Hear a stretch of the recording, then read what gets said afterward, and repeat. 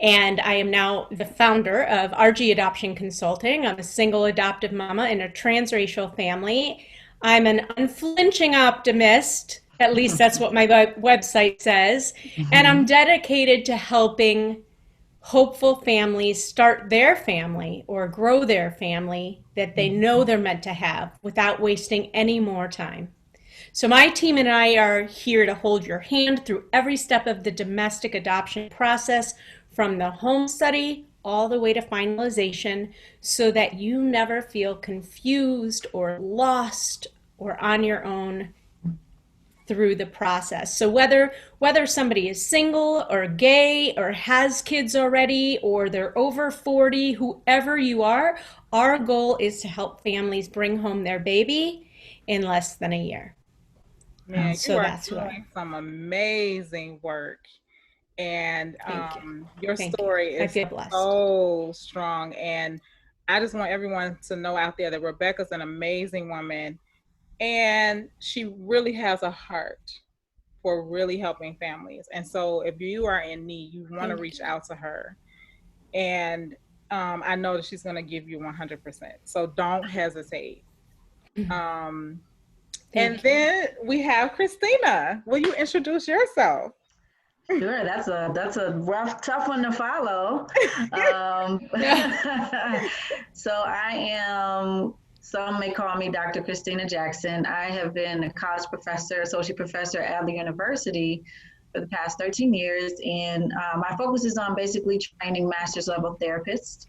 And my focus and expertise has been on kind of multicultural competency, um, in my teaching. I also have a small private practice, so I'm a psychologist and also a licensed clinical professional counselor. So I have a small private practice now. And some of the areas that I have focused on with clients are racial identity, depending on where they're at and what they're looking to learn. So I have definitely spent some time and some work thinking about some of these issues, what it means in my not only my professional life, but also personally with conversations of some individuals who identify as African American but have had various experiences of either transracial adoption or either biracial families, and just what that experience was like as a Black person in this society. At least that's the term that they might be labeled, right? So they may not view themselves like that, but just what does that mean to be Black in this country? So Yeah. that's some of the work that I've been doing. Yes. And one amazing thing about Christina is that she is committed to the Styles for Kids mission. So is Rebecca. But you ladies, we thank you so much for being here with us tonight. And we thank you for being committed to our mission, committed to serving the families that are in our community who desperately, some of them may not even know that they're desperately needing your assistance yet. But thank you so much for being with us tonight and for sharing your expertise and your experience and just being available to help those families out there who might be struggling with some of these things. So, Rebecca, question for you. Mm-hmm. So, in the midst of COVID-19, there might be some families out there who are just questioning whether or not it's the right time to move forward with adoption. What would be your advice to them right now? Well, I want to let you in on a little secret. If you have the means to adopt right now and you've been thinking about it, you already have fear. You had that before COVID 19. So don't let fear be the thing that stops you now. I have never seen, you guys, I've never seen a better time to adopt than now. We just had our best month ever. We had 12, 6 people adopt last month and 12 people get matched. I've never seen a busier, Wow. agencies are Wow. busier than ever. There's more I mean, it's an unfortunate situation in a lot of ways. There's more expectant moms making an adoption plan, perhaps because of unfortunate undue stress, or, you know, perhaps this has affected them or not. Mhm. And I'm also sure that many hopeful parents have put their plans on hold for various reasons. So for the people who can get started now, it's first of all, they've got more time at home now. And if you're married, you're together with your spouse. And let me tell you that you get a lot of paperwork, and that's the thing that people drag their feet on the most. People are getting through it so much quicker now because they're at home and they're focused on it. So there's so many reasons that now is such a good time. And also on top of that, in most cases, the adoption process, if you're in it right now, is running in many cases even smoother and quicker than pre-COVID. And I think it's going to change the face of how things work going forward. At least I'm hoping everything's getting done much quicker. So if you can do it now, Okay. Well, that also leads me to my next question. Someone had mentioned that not only is this might be a good time to adopt, but there might be a rise in the number of adoptions because of this period. Yeah. So what's your I was going to say, yeah. I think we're going to see a baby surge in 9 months. Yeah. And so do all of my colleagues. Yeah. Right? So you want Either a baby surge or a lot of relationships breaking up to the point where they don't want to keep the baby. I don't know, you know, I hate to say it. It's one or the other. Yeah, so many circumstances that's going to result as a result of this crisis, you know, and so you want to get started. You don't want to wait. I mean, I encourage anyone out there also, just get started. And if you're really, really wondering what this is like and you need help navigating, again, Rebecca's there to help you.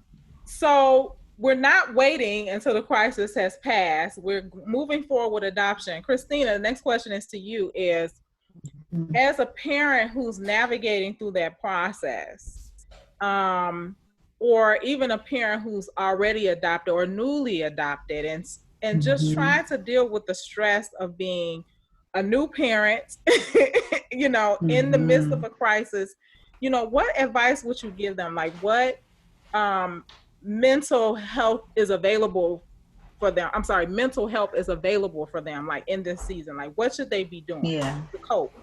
Yeah, so I have a 5-year-old lovely daughter who goes to Styles for Kids. And it's interesting because I was actually referring a mother who was white, whose daughter was biracial, to them. And I was like, well, hey, can my daughter come too? So like, you know, so I have a 5-year-old, but like Rebecca, I'm an older parent. So I'm 43 and I have 11 and 9. So I have 2 boys and then my daughter is 5. And so even though I'm an African-American woman who can identify with my daughter, raising a child is still different than being yourself, right? And still wanting to instill a healthy sense of self-esteem, confidence in who you are, and all of those things. So it still is a challenge regardless of the race of the parent, which I think is important to know. And so for me, it was important to, in terms of self-esteem, one of the things that I wanted to refer to is in the 1940s, Kenneth and Mamie Clark did an experiment called the doll study, which some people might have heard of it. So basically they had these dolls, a black doll and a white doll, and they would ask these kids at 5 years old, like, you know, which one is prettier, which one is uglier, which one do you think might steal, which one is, and so oftentimes in that study, the Black children would point to the white doll as the prettier doll, as the good doll, as the one who, you know, was more attractive. And so it kind of set a tone of showing at a very young age how early a child's self-esteem can be impacted just by the way they look, right? And so having that information for me was really building a sense of good tools of books and things like that, that my daughter could read about hair, which we're fortunate now, that wasn't always the case some years ago, but we're fortunate now to have some books, and I have a couple here. This is a lovely book I think Tamika has in her shop called Princess Hair. Yes, that's an excellent one. That's a wonderful one. And then I have Big Hair, Don't Care. Yes. And then I can't find the other one's called Hair Love, which is a short film that actually just won, I believe, a great Emmy Award or something, an Oscar. Yeah. It's a very short film about a father where the mother, I think, was sick and the father had to do the child's hair and navigating that process. but those experiences of my daughter seeing hairstyles that fit her, right, of things that she could do, there's that sense, and I'm sure many parents who have gone to Styles for Kids, the kids are like so happy after they get their hair done. There's just that feeling of like, I look great and I'm wonderful. It's, you know, so I think those same things that you're doing, and I'm sure people, I like myself, am struggling like, what am I going to do with my child's hair during the quarantine, right? So I think sometimes people think, well, a Black parent will know how to do it. Not everybody knows how to do hair. So regardless of the race of the parent, some of us are still struggling. And so it's still I'm wondering what to do with this hair. Right. Exactly. Me too. So people are saying all kind of colors they've never seen, right? Yes. This is why you go short, but I don't think my daughter wants hers this short. So it's important to really build in those tips. So I really asked my daughter, what style do you like, right? Letting her look at pictures. I do Pinterest. I find Pinterest pictures on there that she likes that we can try to emulate, because again, it's about her feeling good, looking good, right? So she can smile at the end of the day. And oftentimes they don't care about the parts being perfect. It's just that sense of like, wow, I think I look beautiful. And it's the 2 puffs that I wanted, mommy, like it's really great. So I think sometimes we get stuck as parents on the hairstyle being perfect, and they just want to see a style that looks like a girl that fits them. Yeah. And they smile in the picture and say, hey, I have that hairstyle. And the wonderful thing about a lot of these books is they give you the name of the hairstyle. So now you have a name to refer to.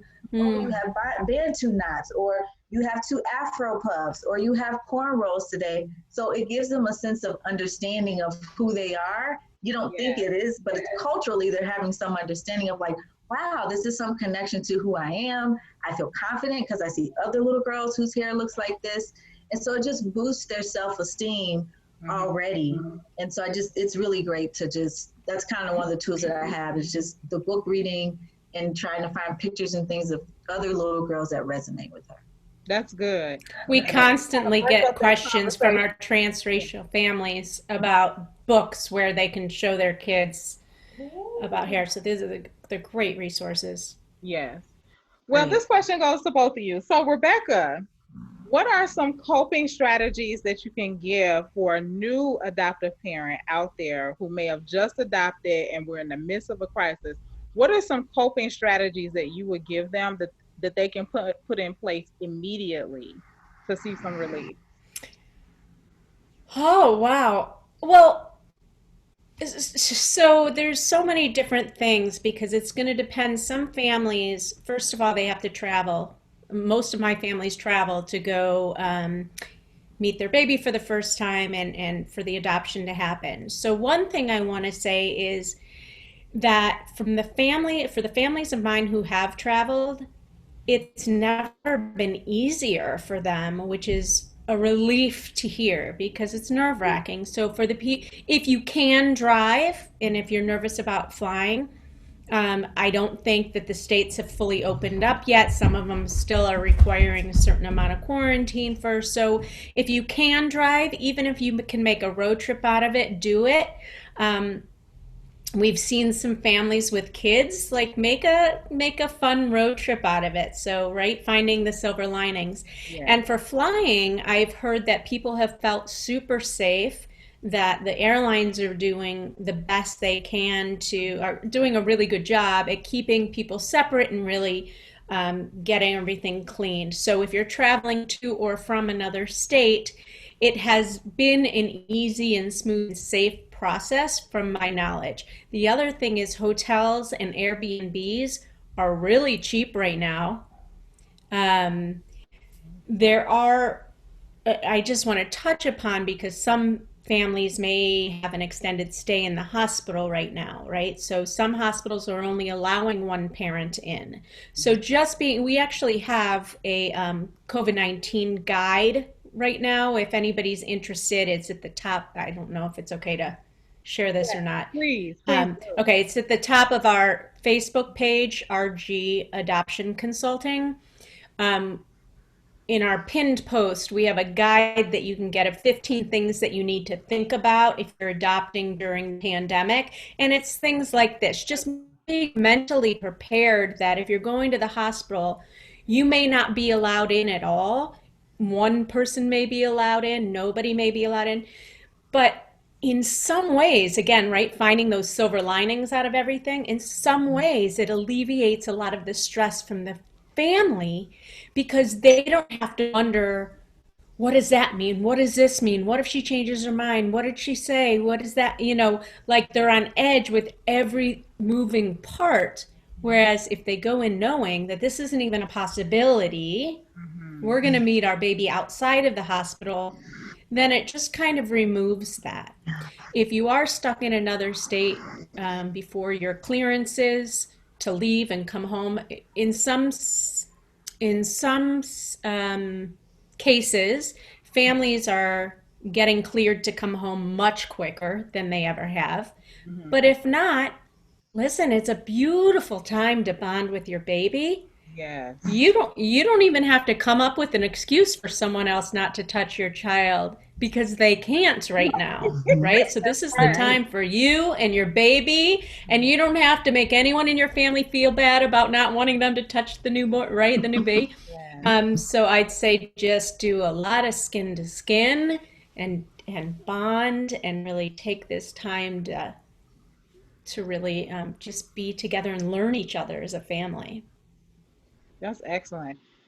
And then same question going to you, Christina, but I want you to address to those moms out there who have already transracially adopted and they're at home with 5 other kids that are normally in school and they're like pulling their hairs out. They, I know like for me, I've been able to maybe go work out at the gym, like all those coping strategies that we have been able to depend on now might be different for us.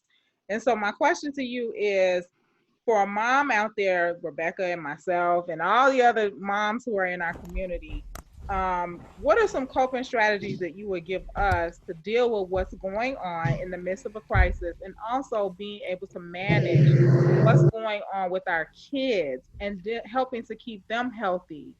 Some of them who may be very social, all of a sudden they're in a situation where they're not able to be, as social. What can we do to help them cope, and how can we cope as parents? Yeah, this is like a full session that we could talk about in therapy. So I would say, one, take advantage of, as Rebecca was saying, take advantage, like telehealth in terms of teletherapy is happening right now. So if you've ever wanted to talk to someone, you can do it inside of your home. Or I have a couple clients with children who go to their car. And that is their place of escape. But the whole point is like your self-care routine, if you had one, should not change. Yeah. Right? It's easy to say, well, COVID happened and then I don't have time for myself anymore. Well, you just have to think outside of the box, right? So you can't go to the gym, but can you go outside for a walk? Yeah. Right? Is there someone that can do that? Is there, take the kids with you if need be, if you don't have anyone to watch them? Those are some of the things that I've had to do, is really like being in the house all day for us was just driving everybody kind of bananas. So it's like, let's just go out and get fresh air. The kids get energy out. You can be in a place where there's not a lot of people. And I felt good to just feel the air and just kind of clear my head was just a wonderful thing to do. The other thing I would suggest is really just taking it day by day. I think some people are trying to think too far ahead. That's true. We try to bite off. Yeah. We do that, but this is not the time. This is really the best time to not try to go so far ahead, because you will overwhelm yourself with anxiety. You might become depressed as a result of just like, oh my God, I don't have a job. What am I going to do? I'm not going to pay this. You just have to take it day by day, and you have to let yourself off the hook to know you're never going to be the perfect parent. It's just not going to happen. It's not going to happen. Yes. And so as long as your kids had a meal, they're not starving, you did good. Are you starving? You did good, and this is going to happen, right? So one of the things this is a good example with Rebecca. So I work sometimes when my kids come in. It's an opportunity. They want to be connected with you, right? Thank One of the things that I've noticed is my youngest, my 5-year-old, they come up to me more often, and I had to be in tune. There's a part of me of like, oh my gosh, I'm so used to being at work, I don't get time. But the other part of me realized, do I really know my children, right, as well as I thought I did? Yes. Because I'm gone so many hours of the day that realistically you miss a lot of time. So I'm actually learning my children in ways that I probably would not have if I was at work.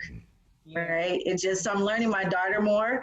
I'm learning that she actually craves more time that I've accounted for. And so some of her behaviors, right, where you might see the whining and the crying and the frustration, they can articulate to you like they are frustrated or they want to go outside or they miss their friends. Sometimes they may not be able to do that.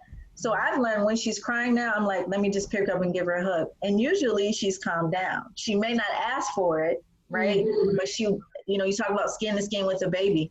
5-year-olds like skin to skin time too, right? It's not that they don't want that. They want to be held So too. do 8-year-olds, yeah. Yes, as I say, my 9-year-old does that too. It's constantly on me. So embrace those moments, right? It's really embracing those moments. And one of the things I tell my kids, I'm like, you know, it could be worse, right?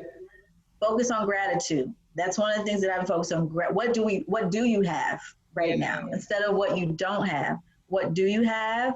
And instilling that in your children of like, well, what are 3 things we can be grateful for today? What is something that maybe some other people don't have that we do have, right? And they have a sense of like, yeah, this is really hard, but at least we don't have the virus. It's like, right. Yes, I was gonna say, we're not all sick. Right. So there's something for them to understand and include them in the conversation. Don't feel like my 5-year-old knows. She's like, oh, we have to be safe because of the virus. She can't fully comprehend, but there's an understanding of like, something is different. I'm not seeing my friends. I'm not seeing my teachers. She needs to she's trying her best to grasp what is happening, right? So include them in it and make your journey part of their journey. And trust me, when you're down and sad, guess what? They're going to feel that energy. They're going to feel it. So your idea is like, well, let me get out of this slump and get myself in a better space to do that. Walks, therapy, talking to friends. If you have religious or spiritual practices, this is a good time if they're online to maybe indulge, because there's so many places that are live streaming that maybe you haven't been connected. This might be a time for you to do that. Yeah, and I'm gonna tell you, Miss Tamika has been drinking a lot of tea. No, that's not what I thought you were gonna say. Right? I'm glad it's just tea. It's just tea. Tea in the morning. That's good. Tea in the afternoon, and tea before bed. Yes. Nighty night, get you some. Okay.